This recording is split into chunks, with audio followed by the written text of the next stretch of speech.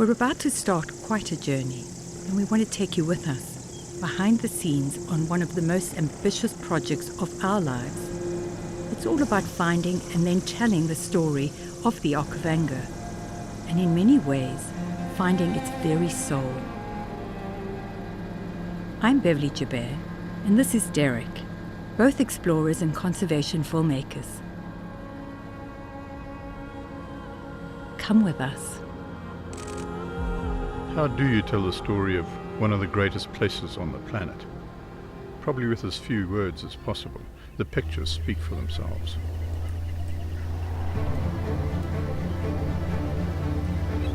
This is not a project we could have done on our own. We teamed up with crocodile experts, underwater crews, helicopter pilots and cameramen to tackle this great adventure. It's taken every tool we have.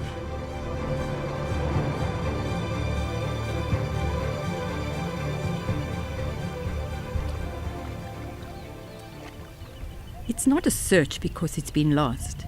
We're searching so we can understand it.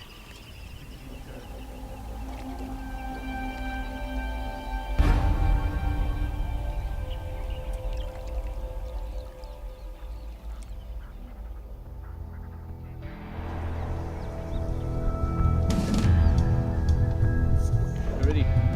Guys, grab 3, Yeah. 2, 1.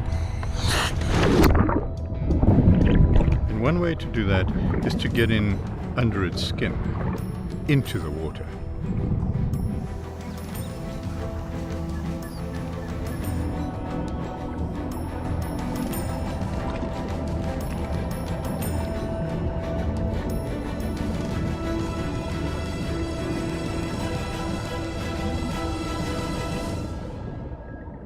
Swen did his PhD on crocodiles. He knows what to look for, and where to look, I hope.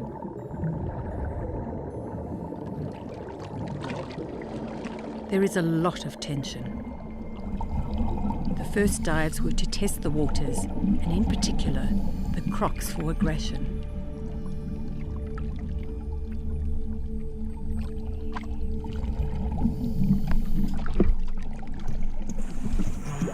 Okay. So we're still on that big. That was her. She's back here. Well, that's her island. That's her nest. And see, it opens up at the bottom here. So if we just keep going, Yeah, if we can get into this one. By using a drone, the crew have seen open water, a lagoon that could be a croc lair through the reeds. It looks easy to get to. Well, easy from the air.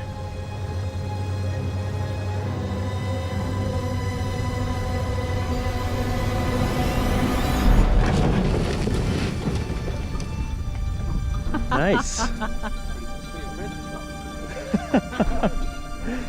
Did we make it? No, we didn't. Oh yeah.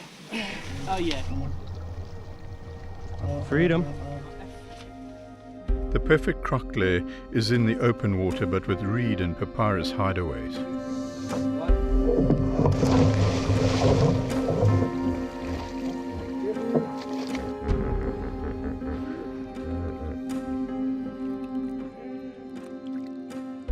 These dragon labyrinths have to be some of the most eerie caverns in the world.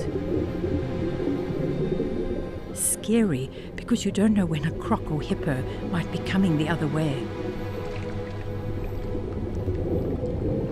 Cameraman Grant is fearless, pushing in far under the reed canopy into what is largely an unknown realm.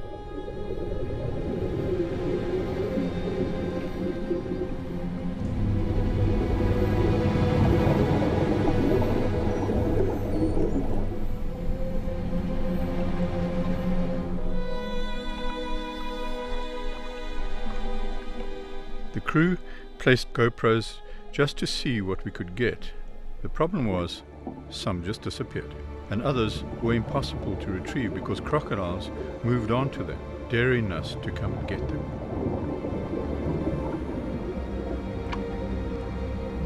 We had to finally write off quite a few, rather than write off a cameraman. I think think we all know what that sign means. Sends shivers up your spine, the snapping jaw sign.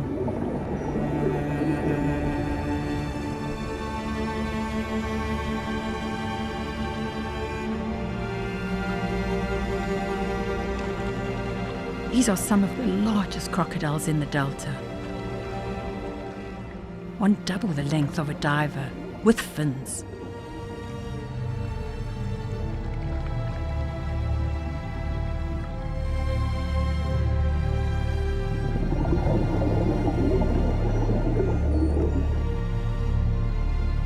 There's that chilling sign again.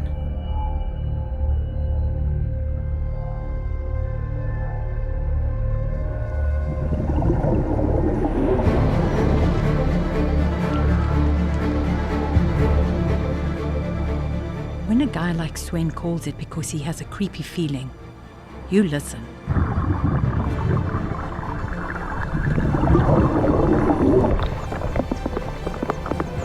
There's always a picker croc. And they get energized when the barbels start to run. It's a madness of millions of fish, big fish thrashing about in the water, churning it up and making it unsafe to dive. While Swen, Grant and Taylor and the crew weigh up the risk of more dives, we hit the land. Well, not the dry land exactly.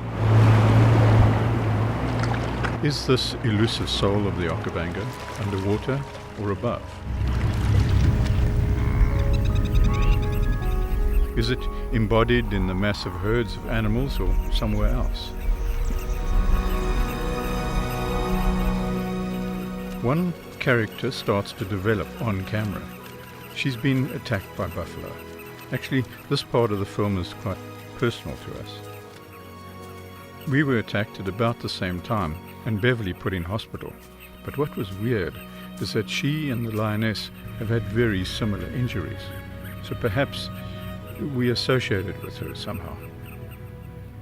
She became symbolic for us, as she found it impossible to run and hunt because of her broken leg and shoulder.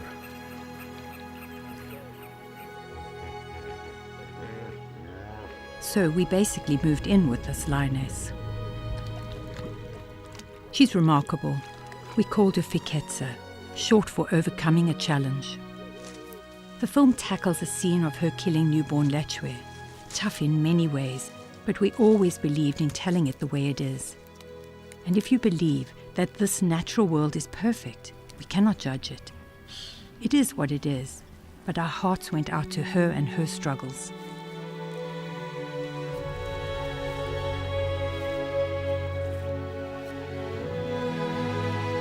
And the minute you judge something like this, you realize it is all for a reason.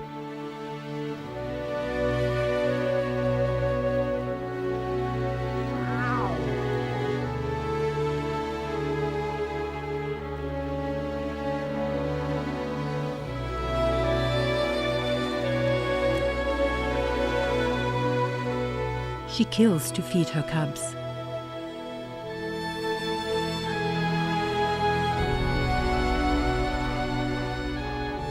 What we didn't anticipate was that her sister would come in and take their kill. Then we found out she had her own newborn cubs to take care of too. We are still, after 35 years, amazed by the perfection of all this and still in love with it. It's our life's goal to protect it. For me, the worst part of a film is in actually finishing it, letting it go.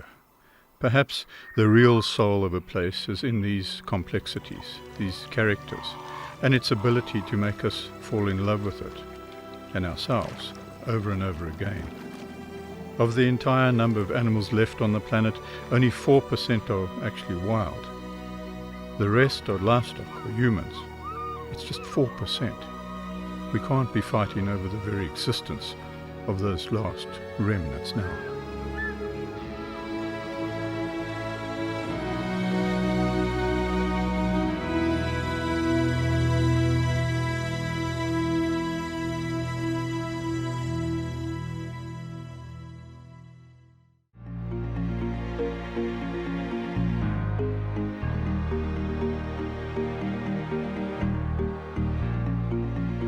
Bye.